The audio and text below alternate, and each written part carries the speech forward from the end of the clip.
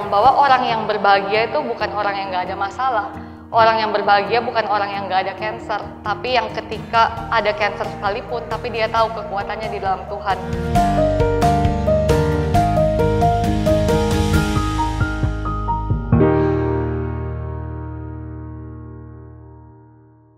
Hari ini kita kedatangan seseorang yang saya katakan dia spesial karena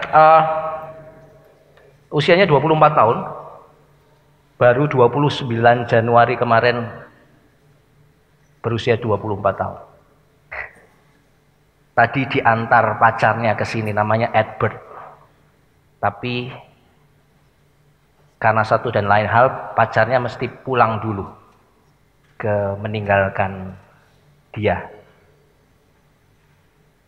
Yang para pria silakan berucap puji Tuhan. Tapi sudah ada yang punya ya. Jadi dia asli Makassar, SD dia ada di Makassar, kemudian SD dia di di Luwu ya. SD di Luwu, SMP di Makassar dan SMA di Makassar, kuliah di Ubaya. Berapa banyak anak Ubaya di sini angkat tangan? Oke. Ya, tepuk tangan buat Ubaya.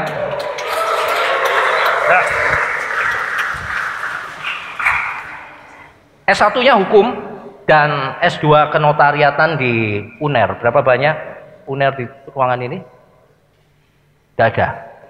Pak Johan, UNER angkatan berapa Pak? 60 something ya. Om Johan yang tadi salaman di sana ya. Jadi cita-citanya jadi notaris. Sekarang magang di sebuah kantor notaris di Surabaya dan dia sosok yang selama ini sangat menginspirasi dari sebuah pergumulan. Jadi gini, hidup itu kan kadang kita berharapnya lempeng aja, jalan lancar gitu ya. Sama seperti tadi, harapan kita sejak awal kan LCD ini berjalan baik, lancar gitu. Ternyata mati-mati. Nah itulah kehidupan. Kadang-kala apa yang kita planning tidak sesuai kemudian dengan kenyataannya. Bagus kan alasan saya untuk menjelaskan kesalahan teknis tadi ya. Jadi begitu. Nadia Valerie namanya, Nana panggilannya. Dia pasti juga punya kerinduan bahwa hidupnya ini berjalan dengan baik-baik saja, semua sehat, senang gitu. Nah tapi Tuhan izinkan sesuatu terjadi dan yang luar biasa bahwa sampai hari ini justru dari pergumulan itu dia bisa menginspirasi banyak orang. Tanpa berpanjang kata, karena bukan saya yang berkhotbah memang hari ini, saya undang Nadia Valerie untuk maju ke depan. Kita kasih tepuk tangan. Silakan Nana. Oke. Silakan minum dulu. Kalau mau minum, nah. Oke. Coba cek. Cek. Nyala. Oke. Panggilannya Nana. Ya, Nana. Usia 24 tahun. Subscriber di YouTube channelnya 311.000. Instagram beda-beda tipis dengan saya. Dia 183.000. Saya 3.000 something. Hanya beda 2 digit, saudara. Jadi dekatlah kita ya secara popularitas. Makanya kemudian saya yang memang dipercaya untuk menjadi moderator karena memang dari jumlah follower kami yang paling dekat. Nah, sebagian besar saya percaya sudah pernah lihat di YouTube atau juga memfollow Instagram dari Nana. Tapi Nana mungkin di awal ini aku kasih kesempatan kamu untuk cerita lagi tentang, pertanyaannya begini, mencapai jumlah subscriber yang sedemikian dan followers yang sedemikian itu tidak gampang. Saya aja setengah mati sampai 3.700. Apa yang membuat kamu begitu menarik buat banyak orang sampai dengan detik ini sehingga kami pun tertarik untuk mengundang kamu? Oke. Sebelumnya say hi dulu boleh ya? Boleh, silakan. Halo semuanya. Seperti yang sudah diperkenalkan tadi, perkenalkan nama saya Nadia Valerie atau biasanya dipanggil Nana. Senang sekali hari ini Nana boleh ada di tempat ini untuk sharing sama teman-teman di GKI Jemur Sari. Menjawab pertanyaan yang pertama soal followers tuh ya. Yes. Apa yang membuat orang-orang jadi mungkin tertarik buat follow Nana? Iya.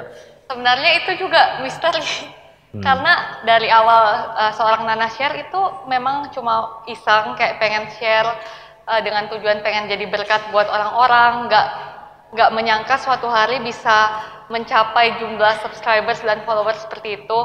Jadi kalau Nana bisa bilang bagaimana cara mencapai followers sebanyak itu bukan Nana sih. Kalau Nana pasti nggak mampu, itu pekerjaannya Tuhan.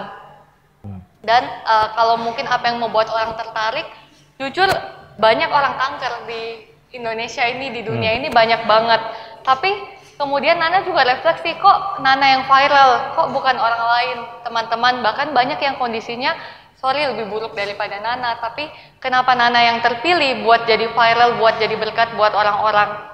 Dan di situ Nana tahu jawabannya, bahwa ketika kita hidup di dalam Tuhan, memang ada sesuatu yang orang lihat, yang membuat orang tuh tertarik untuk belajar, kayak apa sih yang membuat anak ini tetap kuat, kayak gitu.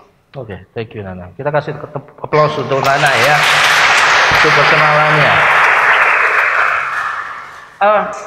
Saya mencatat begini Nana, 7 Mei 2019. 7 Mei, ingat ya, 7 Mei 2019 itu tanggal yang pasti buat Nana nggak akan terlupakan ya. Iya, seumur hidup. Seumur hidup, bukan hari lahirnya, tapi itu hari dimana dia pertama kali tahu bahwa dia divonis kanker limfoma. Ya. Nanti aku mau tanya, limfoma itu apa? Ya. Tapi sebelum sampai pada pertanyaan itu, saya mau tanya, pertama kali kamu tahu tentang vonis itu, apa yang kau rasakan? Apa yang terjadi waktu itu? Rasanya pertama kali pasti nggak percaya ya.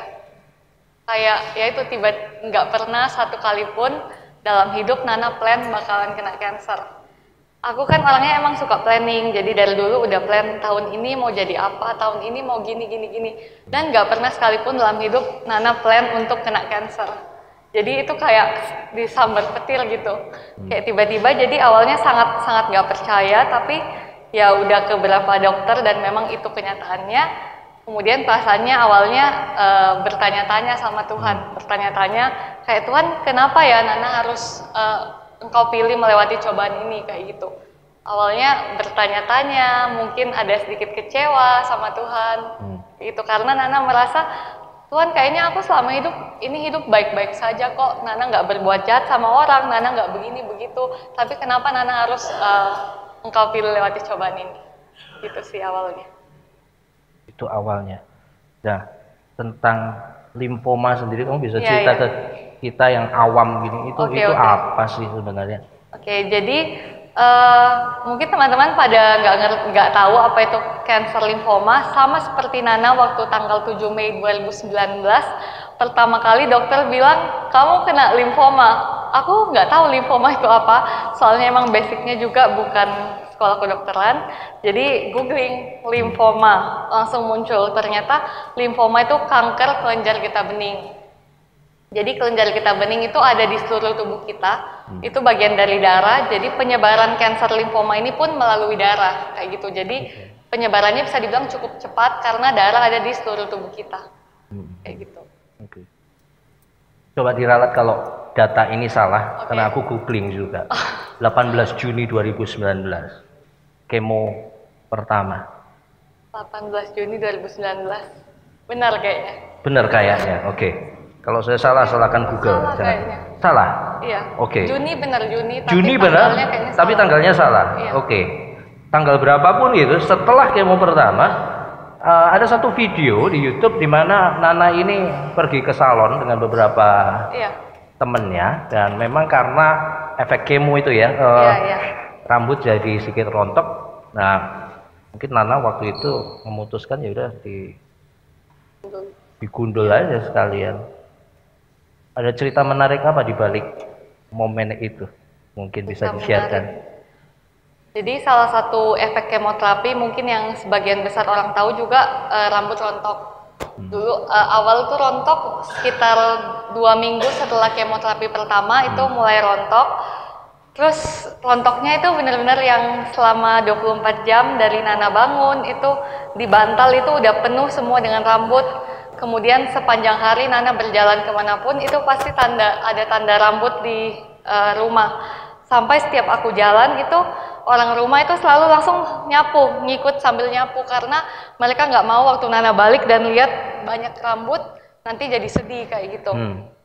Dan waktu itu karena Nana emang udah sharing di sosmed, mungkin ada sempat ngepost di story gitu rambut rontok kayak gitu. Banyak teman-teman yang komentar kayak teman-teman yang perempuan komen, Kak Nana, aku juga rambutnya setiap hari rontok kok kayak gitu.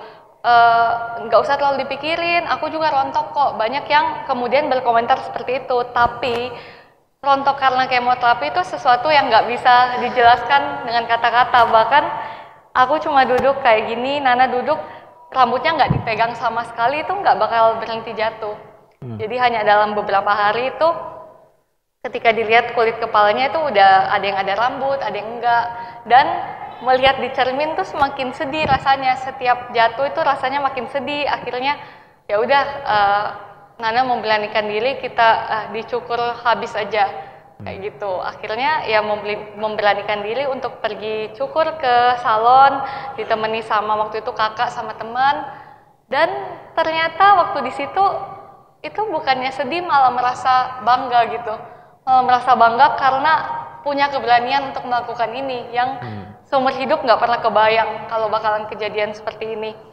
Tapi yang di video itu teman-teman, saudara yang ikut nangis, yang nangis duluan, mereka yang sedih duluan, akhirnya ya ikut nangis juga karena mereka duluan nangis kayak gitu.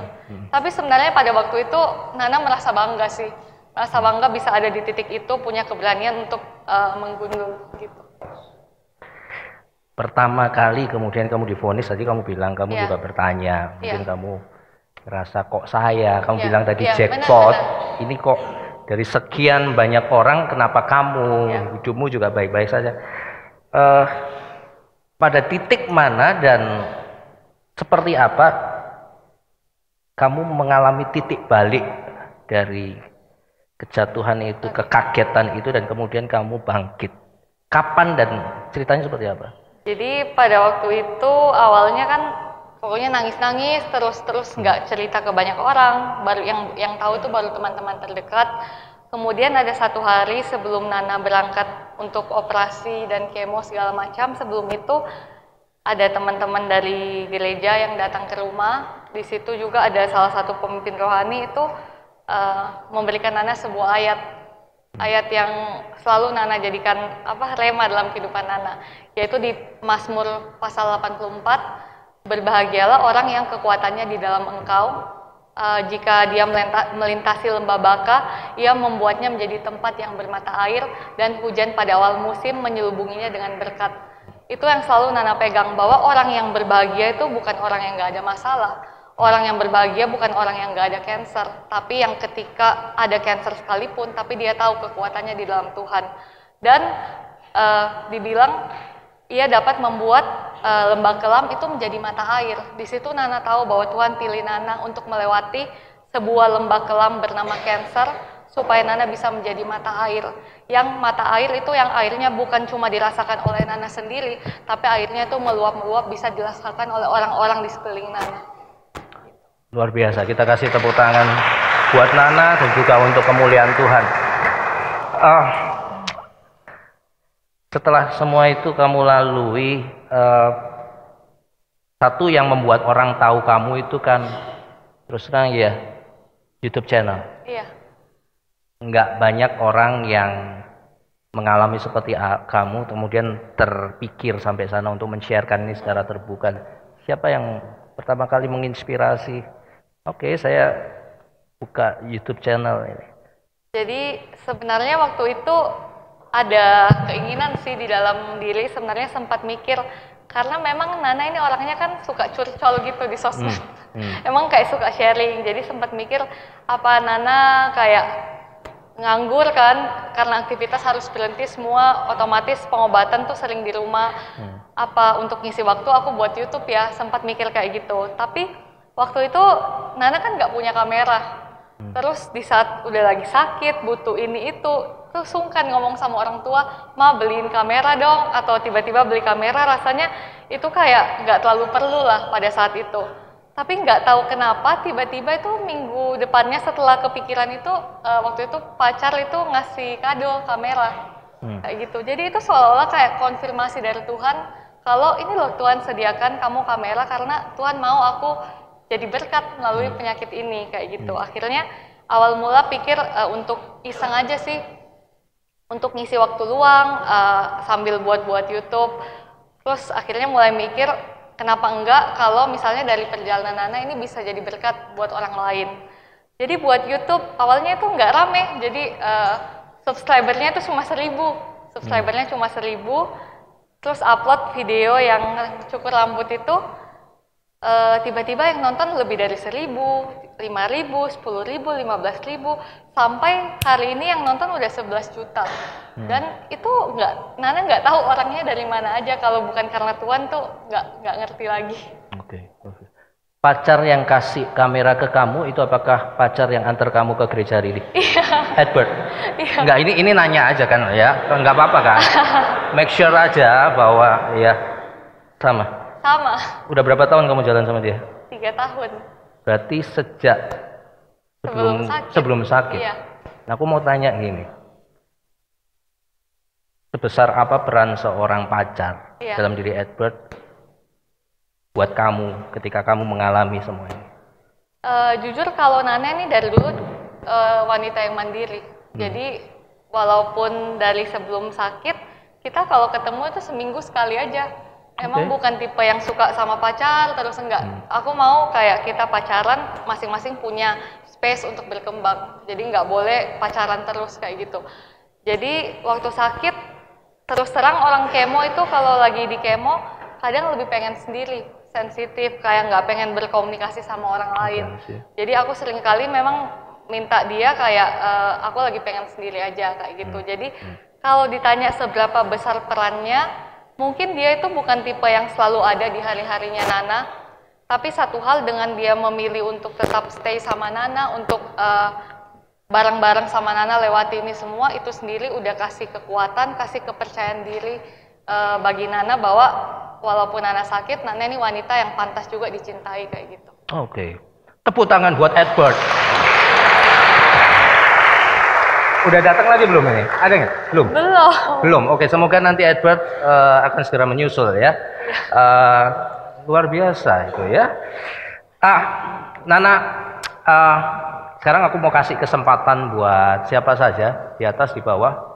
Kalau ada pertanyaan, silakan angkat tangan dan nanti teman-teman pengurus pemuda akan membagikan mic-nya. Saya punya 3 coklat Silver Queen di situ. Kalau kalian tanya, satu orang tanya dapat 1, jadi 3 pertanyaan. Ya, ada? Silakan. Ada? Wah, oke. Di depan Om Leon, sebutkan nama, aktivitas sekarang biar kita juga bisa kenal kamu siapa, dari mana asalnya. Berdiri boleh? Nama saya Carol, saya dari Kupang, dari NTT. Nah, saya mau tanya, kan kalau kemo atau cancer itu pasti sakit banget. Nah, itu gimana Mbak Nana caranya masih kuat dan tetap percaya gitu walaupun sakit? Itu biasanya bawa mental. Itu gimana cara nahannya dan masih percaya Tuhan, masih kayak kalau lewat di orang-orang itu kan biasa minder juga toh. Itu gimana caranya Mbak Nana tetap kuat gitu? Carol, terima kasih. Tepuk tangan buat Carol. Brian kasih coklatnya 1 buat Carol. Oh, ya. Coklat 1. Oke, thank you Carol. Silakan, Nana. Thank you Carol buat pertanyaannya. Jadi Nana jawab maksudnya gimana waktu lagi rasa sakit. efek kemo segala macam, Nana bisa tetap kuat, bisa tetap percaya sama Tuhan ya. Karena Nana tahu Tuhan tuh Tuhan yang setia. Kalau Tuhan udah ngomong pasti Tuhan tepati. Amin. Amin. Jadi kalau Tuhan dari awal udah bilang Nana dipakai buat Nana bisa jadi mata air, buat jadi berkat, Nana tahu kalau semua rasa sakit yang waktu itu Nana alami itu cuma sementara. Nana tahu ke depan itu sudah menanti berkat yang jauh lebih besar daripada itu. Jadi sambil jalani rasa sakit tuh rasanya gimana ya? Rasanya kayak ya udahlah nggak apa-apa. Nanti pasti besok Tuhan udah sediakan yang terbaik buat Nana. Jadi belajar ini sih belajar percaya sama janjinya Tuhan di dalam kehidupan kita. Kalau kita udah tahu betul janjinya Tuhan, Tuhan bilang kalau segala sesuatu itu mendatangkan kebaikan, maka kita akan menjalani hari-hari itu dengan penuh bersyukur dan segala masalah itu rasanya jadi lebih ringan. Oke. Itu jawabannya Carol ya. Terima kasih Nana. Saya lagi tepuk tangan buat jawaban itu juga Carol yang sudah bertanya. Sebelum saya buka pertanyaan kedua, ini aku ada pertanyaan. Jadi setelah tadi Carol bilang dia menyinggung efek masa kamu kemoterapi harus istirahat. Kamu tadi cerita di belakang sekarang Nana sudah beraktivitas kembali, bekerja di salah satu kantor notaris di Surabaya. Sejak kapan kamu mulai lagi aktivitas itu?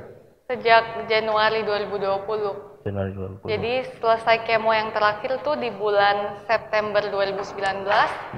Kemudian obat kemo itu kan sampai sebulan tuh masih ada di dalam tubuh. Jadi sampai Oktober itu 2 bulan sampai Desember istirahat. Januari 2020 mulai aktif lagi seperti dulu.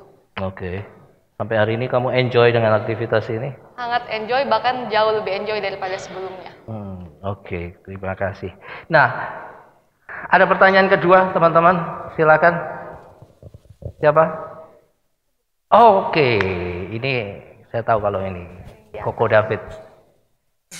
Ada di atas satu ya nanti ya habis ini ya. Silakan David. Selamat pagi Kak Nana. Perkenalkan nama saya David. Saya dari Bandung. Tapi saya kerja di Surabaya udah dari 2017. Kalau saya boleh cerita dikit, karena jadi di bulan Maret tahun 2018 itu ibu kandung saya kena breast cancer 2018 bulan Maret. Di situ sama kayak karena saya juga bingung gitu loh. Kenapa harus ibu saya yang kena gitu? Toh kalau boleh cerita dikit, ibu saya itu dokter. Dia setiap hari juga nyembuhin orang gitu loh, ngobatin orang. Kenapa dia yang harus kena gitu? Kenapa nggak saya aja yang mungkin masih remaja, yang masih nakal-nakalnya yang normal remaja gitu? Kenapa nggak saya gitu? Mungkin kalau karena boleh bantu gitu kan, karena jarak juga kan, ibu saya di Bandung, saya juga di Surabaya. Hal pendukung apa yang bisa saya perbuat dalam keluarga gitu? Khususnya buat ibu saya yang terkena breast cancer. Berarti udah 2 tahun lebih ya, masuk tahun ketiga sih. Gitu. Terima kasih karena sebelumnya. Thank you David untuk pertanyaannya. Silakan Nana. Ya, thank you David pertanyaannya. Hal apa yang bisa kita bantu sebagai cancer caregiver gitu ya, orang yang merawat pasien kanker. Jadi menurut Nana malah peran dari cancer caregiver, orang yang merawat tuh yang paling penting buat pasien itu sendiri. Karena seorang Nana itu bisa bertahan sampai hari ini itu karena support system yang luar biasa dari keluarga. Jadi kalau di keluarga itu kita satu nangis, semua nangis. Kalau Nana lemah, semuanya ikut lemah. Kalau aku lihat mama sedih, aku juga jadi sedih. Jadi kita gimana? Kita bangun, oke, kita nggak boleh ada yang sedih, nggak boleh ada yang nangis lagi di rumah. Jadi awalnya tuh mungkin setiap hari tuh nangis bareng. Tuh akhirnya kita mulai nggak boleh ada yang nangis di depannya Nana. Akhirnya aku pun jadi senyum karena lihat orang-orang tuh selalu senyum, ngerawat aku dengan tulus. Akhirnya Nana pun semangat. Karena pasti pasien tuh merasa kayak menjadi beban buat orang-orang yang merawatnya. Jadi ketika kita lihat orang-orang di sekeliling kita tuh ngerawat kita dengan sukacita, mereka nggak terpaksa, mereka tulus ngerawat, itu udah means a lot sih. Dan waktu selama efek kemo itu pokoknya pasti pasien kanker tuh sensitif banget. Jadi seringkali kalau misalnya lagi efek kemo terus aku ditinggal sama kakak-kakakku pergi kerja, masing-masing emang ada kesibukan sendiri. Itu kadang suka baper kayak, mereka nggak sayang sama aku, ditinggal pergi kerja kayak gitu. Padahal kalau lagi normal gitu ya kita tahu memang setiap orang punya aktivitas. Jadi mungkin saran dari Nana bisa dengan cara nemeni pasien kanker itu sendiri, ngerawat waktu dia lagi efek kemo. Itu udah sangat berarti sih. Jadi kita tahu kalau kita itu nggak pernah sendiri. Oke, thank you David. Salam dan doa juga buat Mama ya. Semangat. Tema kita di minggu ini, Nana, love yourself. Jadi apa kalau dalam bahasa lain, saya sayang pada diri saya sendiri gitu ya. Nah, kalau mendengar tema ini dan kemudian dikaitkan dengan pengalaman hidupmu yang kamu ceritakan tadi, kira-kira tema ini berbicara tentang seperti apa sih buat kamu? Bagaimana seorang Nana itu bisa tetap mencintai diri sendiri, tetap bisa memandang diri Nana itu berharga walaupun dengan segala hal yang Nana alami. Walaupun harus cancer, harus botak, bagaimana itu seorang Nana bisa tetap mencintai diri sendiri kayak gitu. Dan ya aku tahu karena di Alkitab, dari sekolah minggu dulu selalu dibilang Tuhan menciptakan kita sesuai gambarnya.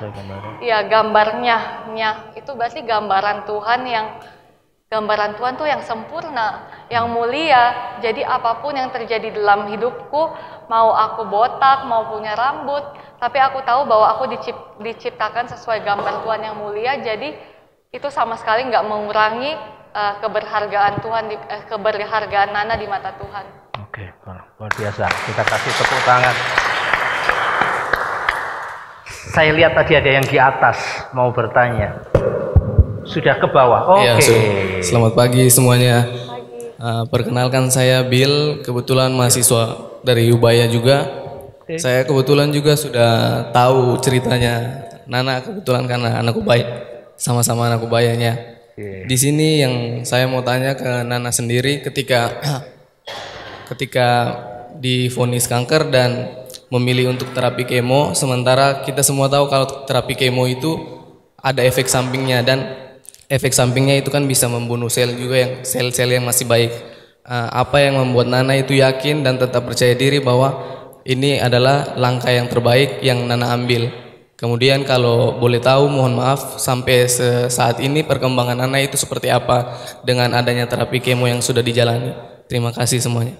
Terima kasih Bill. Oke, silakan. Oke, kita tepuk tangan buat Bill juga. Ubaya ini anak Ubaya. Hukum juga. Farmasi. Oke. Thank you Bill buat pertanyaannya. Jadi memang hal yang paling sulit bagi orang kanker yang baru divonis itu adalah menentukan langkah apa yang harus diambil. Karena ketika udah dibilang Nana cancer, dari teman-teman, saudara, kenalan tuh semua pada kasih masukan A, B, C, D, E, F, G. Ada yang bilang nggak usah di kemo. Emang benar katanya Bill tadi kalau kemo itu membunuh sel jahat yaitu kanker, tapi dia juga merusak sel-sel yang baik. Seperti rambut, seperti sel telur. Jadi contoh kalau wanita menstruasinya itu harus berhenti kayak gitu. Jadi sel kanker tuh memang membunuh sel yang jahat, tapi dia juga merusak sel yang baik. Dan kadang orang itu malah nggak kuat karena waktu di kemo itu. Jadi seringkali orang ngomong, Nana nggak usah di kemo, justru pasien kanker tuh mati karena di kemo loh. Sering sekali dapat perkataan seperti itu. Tapi kalau menurut Nana, bahkan ada orang bilang, kalau kamu percaya sama Tuhan, kenapa kamu harus di kemo? Kalau kamu percaya sama Tuhan, kalau Tuhan mampu menyembuhkan, ya kamu di rumah aja berdoa, gak usah di kemo. Ada yang sampai ngomong seperti itu. Tapi Nana tahu bahwa di dalam Tuhan, cara Tuhan bekerja itu nggak seperti itu. Seringkali kita minta Tuhan kesembuhan, tapi kita nggak mau berobat. Kita minta Tuhan nilai yang bagus, tapi kita nggak mau belajar. Kita nggak mau pergi sekolah.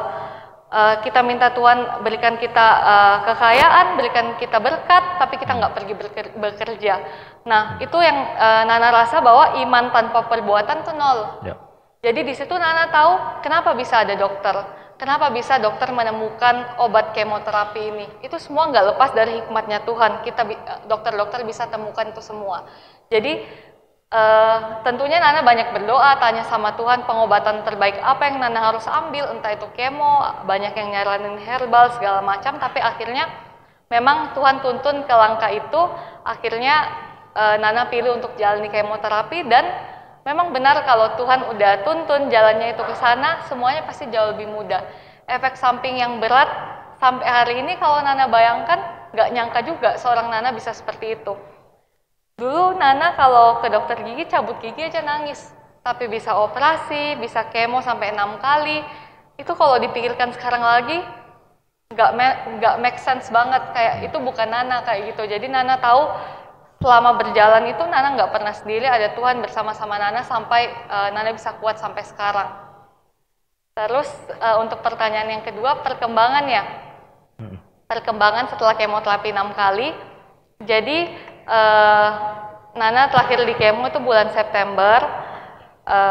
Salah satu pertanda kanker itu kan adanya tumor atau benjolan gitu. Awalnya tuh benjolannya itu di perut bagian kanan bawah yang sudah diangkat, sudah dioperasi. Lalu kemudian di bulan Agustus itu tiba-tiba muncul benjolan di leher sebesar 1,3 cm. Dan sampai hari ini benjolan itu masih ada. Jadi kalau ditanya Nana sudah sembuh, jawabannya belum. Jadi masih dalam pemantauan. Nanti bulan depan aku check up lagi dan akan ditentukan sama dokter treatment apa yang perlu Nana lakukan, entah itu cukup dengan check up rutin atau misalnya harus di kemo lagi. Saat ini Nana juga nggak tahu. Tapi satu hal yang pasti, bahkan dalam keadaan yang penuh ketidakpastian, seorang Nana juga saat ini nggak tahu apakah Nana udah sembuh. Nana juga nggak tahu endingnya seperti apa, tapi itu nggak menghalangi Nana untuk mau share tentang kebaikan Tuhan. Karena sampai saat ini pun Nana sudah merasakan Tuhan itu sungguh baik, teramat baik. Jadi terlalu lama kalau nunggu sampai sembuh baru Nana mau sharing. Terlalu lama. Oke. Terima kasih Nana. Ada satu pertanyaan, mungkin ini pertanyaan terakhir dari aku. Siapapun yang ada di ruangan ini punya kemungkinan untuk satu kali kelak dapat jackpot kayak kamu itu. Kita nggak tahu orang per orang siapa yang iya, siapa yang enggak. Nah, pesanmu apa buat mereka, siapapun, termasuk aku. Kalau memang pada satu waktu Tuhan izinkan 1 orang, 2 orang, 3 orang, 4 orang di antara kita yang ada di ruangan ini ngalami kayak kamu, apa pesan kamu buat orang-orang seperti kami? Pesan Nana itu apa ya? Apapun yang terjadi dalam hidup ini memang seringkali kita itu manusia nggak bisa menentukan. Semua itu udah diatur sama Tuhan. Bahkan kalau kita pikir-pikir lagi, kita bisa ada di dunia ini, hidup itu sendiri udah merupakan sebuah anugerah. Dikasih kesehatan, keluarga yang bahagia, pendidikan, pekerjaan yang bagus, itu semua hanya bonus. Jadi kalau suatu saat Tuhan izinkan boleh ada masalah apapun itu yang terjadi dalam kehidupan teman-teman, satu hal kalau kita udah ngerti kasihnya Tuhan, bahwa Tuhan tuh mengasihi kita dengan betul-betul sempurna, kasih yang sempurna, itu rasanya kita hidup ini bukan untuk dirinya kita sendiri lagi. Jadi mau secara fisik kita masih ada kekurangan, kita masih punya banyak masalah, entah itu masalah apapun, tapi kita tahu bahwa kita hidup untuk Tuhan. Jadi apapun itu kelebihan atau kekurangan, kita tahu semuanya itu kita pakai buat kemuliaan nama Tuhan. Jadi sudah bukan tentang saya, tapi bagaimana saya bisa hidup di dunia ini jadi berkat buat orang lain. Terima kasih Nana. Kita kasih tepuk tangan lagi buat Nana. Bacaan kita tadi seharusnya menarik dan terkait langsung dengan apa yang di-sharekan Nana. Ada orang bertanya sama Yesus, hukum yang terutama itu apa? Kasihilah Tuhan Allahmu dengan segenap hatimu, jiwamu, dan seterusnya. Itu yang pertama. Yang kedua, ada ungkapan begini, Yesus bilang hukum yang kedua itu kasihilah sesamamu manusia seperti dirimu sendiri. Jadi buat saya, titik tolak kita bisa menjadi berkat mengasihi orang lain itu adalah ketika kita bisa mengasihi diri kita sendiri lebih dulu. Saya rasa nggak mungkin Nana bisa dari depan kita menginspirasi jutaan viewers, ratusan ribu subscribers, kalau dia sendiri masih sampai hari ini masih menyesal, marah sama Tuhan, protes sama Tuhan, ya. Dia tadi makanya saya tanya titik baliknya sampai kemudian segala rasa kecewa itu berubah menjadi semangat, dan kemudian pada titik itu saya rasa dia mulai kembali mencintai dirinya sendiri, dan pada saat itu dia mulai bisa menjadi berkat buat banyak orang.